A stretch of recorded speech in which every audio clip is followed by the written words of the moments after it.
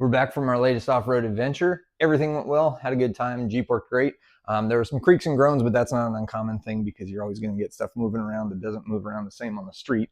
What I like to do after the trip, though, is I like to get it up in the air, put some eyes on everything, see if there's any new leaks, any dings, damage, anything that needs to be getting repaired. So fresh off the trip, this is what I like to go through. Let's take a peek. So this isn't a super intensive job, so there's not a whole lot of tools involved with this one. We've got some jack stands. We'll do one under each corner, so there'll be a total of 4 involved in that. Flashlight, just so that you can kind of centralize what you're looking at, make sure you can focus on stuff. Good floodlight, drop light, something that you can really light up the underneath of the vehicle so you can see what's going on. And definitely a floor jack, that way you can safely get that thing up in the air. All right, let's get after it, see what we can find.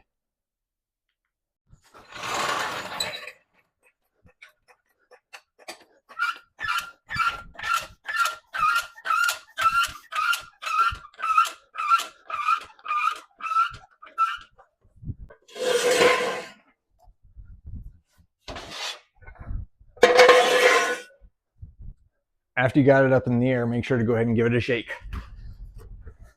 When it's sitting on jack stands, we always want to make sure that if it's going to fall off the jack stands, it's doing it without anybody underneath it. It's good to go. Let's get in there and take a peek. Basically what we're looking for is we're looking for any kind of witness mark. We're looking for any new oil leaks, which we're going to see because the dust will stick to it. We're looking for any scrapes, dents, smashes, anything like that. Scrapes, scratches, those aren't really a big thing. The only thing that you want to look for is what could come in addition to that. So if you see a scrape, it's just in some sheet metal, it's not going to cause any issue. But if you see a scrape down the cast aluminum section or something like that, you could always be looking at a chunk coming out of there as well. So you're always looking for just, again, witness marks, anything that shows that there was any kind of damage, impact. If it's a new build, you might even have some rubbing where your suspension isn't quite clearance quite well enough just yet. So that's something that's going to tell you that you need to go back and you need to get a little bit more clearance going on for it. Again, all good things to be checking out. Much better to find out sooner than later. Let's get under it. Now, one thing that we do see a lot of is on these little cross members. I mean, if you look at the edge of it, it's pretty thin sheet metal there. So those things will fold like paper. You can see I kind of scuffed the corner there, but nothing major. Again, didn't really get beat up or deformed. A little bit on the bottom there, but nothing major. Those are something that can definitely get damaged relatively easy. They are pretty low hanging, and they can get caught on stuff real easily. So definitely stuff to look at.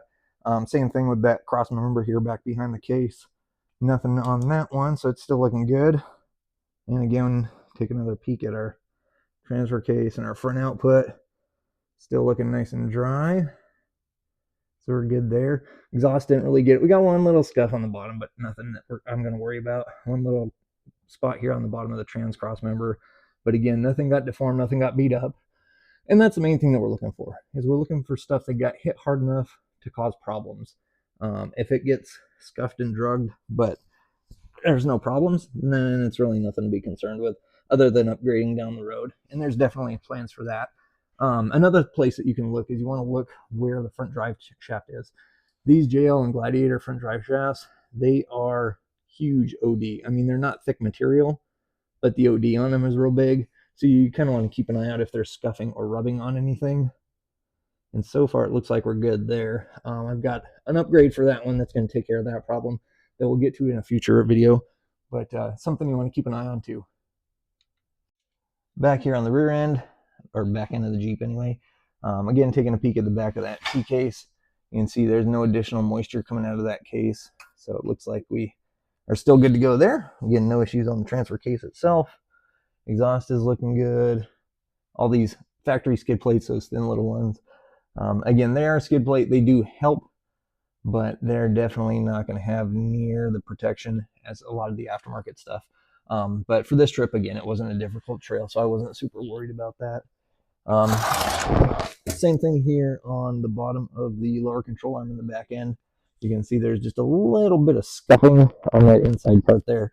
Didn't get beat up, didn't get deformed. So we're good to go on that one. You can see on the rear differential, there is some dust buildup.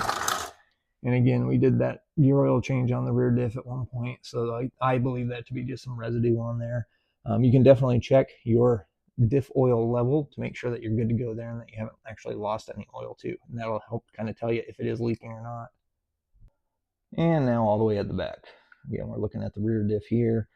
We've also got our muffler. We can be looking for scrapes and dings and bruises and dents and whatnot on that, but it looks like we did real well. Bottom of our cab fab bumper did real nicely. I really like the clearance on this bumper that it offers. Great departure angle on that setup. Again, we didn't go crazy on this trail, so I wasn't super worried about scuffing that kind of stuff. But on the diff, you can see still, you know, you got just a little bit of oil here and a little bit of dust buildup there, but it's not fresh. It's not damp and wet. So again, I believe that to be from when we did that oil change, and that's just some residue that caught some dust. But just kind of take a peek, make sure, check your brake calipers too, your brake calipers, brake lines, make sure that you don't see any fluid there. It is not uncommon for a brake line to get caught on the trail, tree, a branch, something kicking up and grabbing them, giving them a little tug. That's about all they need to tear some of the time. So just kind of take a look to make sure that you're good to go there and no brake fluid leaking. Another spot to check on the back end is going to be out here at the axle housing ends. There is a seal there that is going to seal the gear oil into the housing. So you want to make sure that that seal has not let loose and that you're leaking gear oil. Looks like we're all good on that one too. One issue that I have known about for a little bit, it was actually happened on a recent trip to Colorado and Utah coming back. Had some high winds, and this was a funny one that kind of I was surprised by. But the inner fender liners on these things, they're really thin and apparently not clipped down super well from the factory. Mine actually caught, we had some high winds. Of course, in Utah, there's a lot of 80-mile-an-hour speed limits out there, but in some high wind, it actually peeled that fender liner in just enough that the tire grabbed it and was rubbing at it. Did it on both sides. So we were having some decent wind out there, but not really a major thing, but it is something that I had noticed previously, and I'll show you guys what I'm looking at here. All right, so what we're talking about, as you can see on the back corner there, back corner bottom end, that's not supposed to have a hole there. That's actually from the tire grabbing it and it pulling away. It came away from the frame and the sheet metal into the tire and caused it to rub down. And then we've got this even better one here around the shock. So all that insulation, that's actually supposed to be on top of the fender liner inside the engine bay. And the wind, again, it just caught it and pulled it into the tire. So it rubbed it all down. So that's one issue. Again, I've known about that for a little bit. It is on the to fix list here. I actually had a package come in recently, and we'll get after that here in another video and show you guys what that's about. So that's a quick rundown on, again, kind of a post-trail maintenance assessment of your vehicle. Anytime that you get on the trail, you definitely want to be taking a look at the vehicle to see if there's any new damage, any new repairs that are needed, any maintenance that's needed just because of what you did or where you went or whatnot. So it's always a good idea to do that. Mine's my daily driver. So again, I don't want to be driving down the road and having issues because of the trail that I was just on over the weekend. That's just kind of a brief overview of it. If there is other issues, then you got to tear into it and get after that. But I just want to give you guys a quick little breakdown on what to be looking for, things to be mindful of when you're coming off of a trail and looking for any issues that might have happened from the trail. All right, we'll catch you guys out there on the next one.